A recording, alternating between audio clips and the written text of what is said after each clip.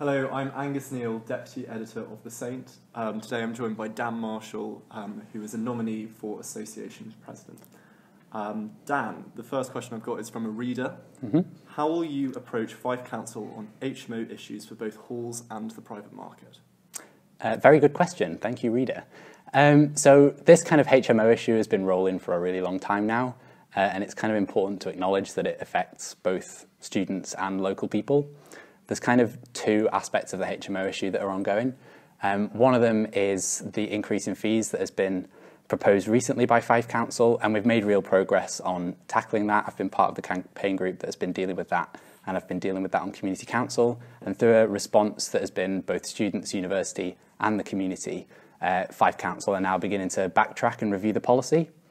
The more widespread issue is about the cap on the number of HMOs in St Andrews. And I think that is a misguided policy. It hasn't worked, but I understand the reasons why it's happened. It was very popular with local people to try and reduce the number of students moving out of halls. And to deal with that, the Fife Council has decided they were going to cap the number of houses.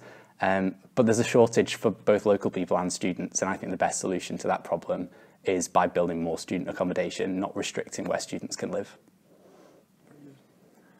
You discussed widening access and holding the university to account on these commitments. How do you intend to do that as Association President? Yeah, so the university talks a lot about widening access, and it's got some really, really strong commitments in its strategic plan. But in terms of the way it is implementing that plan, I think there's a lot of things that fall short.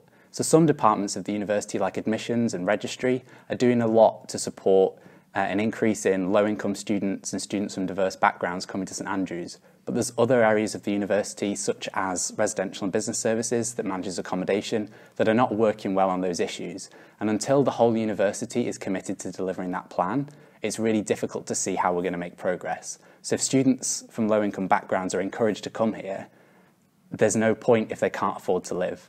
I speak to students all the time at open days, and their big concern about accepting an offer is they don't think they can afford to live in St Andrews. And there's another issue about the fact that they see St Andrews as a really elitist place and that they won't find a home here. And that's completely not my experience, but we need to make sure that everyone understands that before they come. So how would you break down on this image issue and make it seem like a place where actually the expenses of living here will not be a barrier to people from certain backgrounds coming?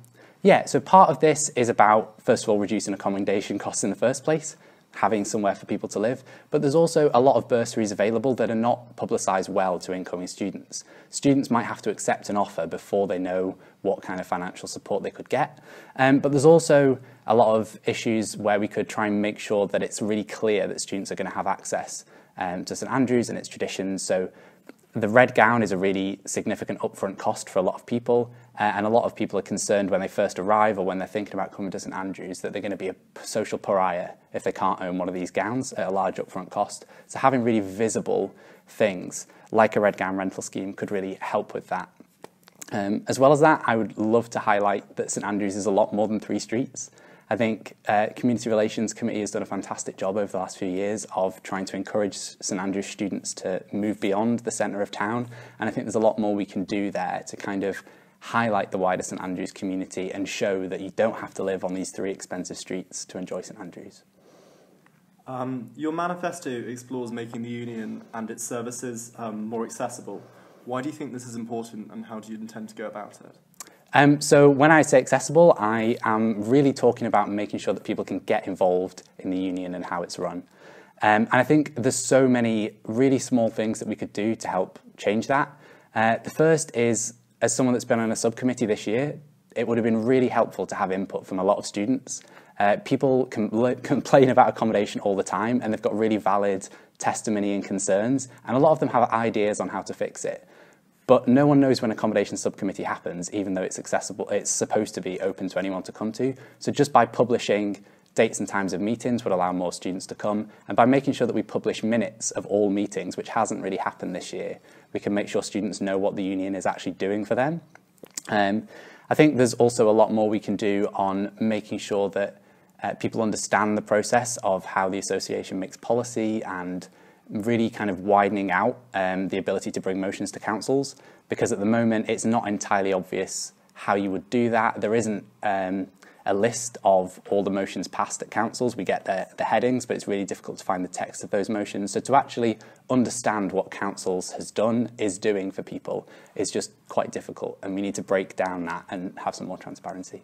Thank you. My final question is this. Looking at the work that the sabbaticals have done this year, what is the biggest change in direction you would like to see of the union? Yeah, I think this is a really difficult question because I've worked quite a lot with the sabbatical officers this year, and I think they've all done a genuinely fantastic job. I think there are things that are not necessarily changes in direction, but changes in what we're able to do. So on things like accommodation, it's been incredibly difficult for any previous association president to make significant progress with that because of the university's current policy. The university's agreed to change that policy on the basis of what comes out of the accommodation survey that's published next week. So anyone watching, please fill out that survey in week 7, because that will really inform that strategy. So, and thanks to a lot of the work that's been done rebuilding community relations, we are in a position next year where we can engage much more constructively. So I think the next association president is going to have opportunities to change things and to deliver in a way that some sabbatical officers have just not had the chance to, no matter how hard they've worked. And I'm really excited to make the most of those opportunities and try and change St Andrews for the better. Thank you very much, Dan. Thank you.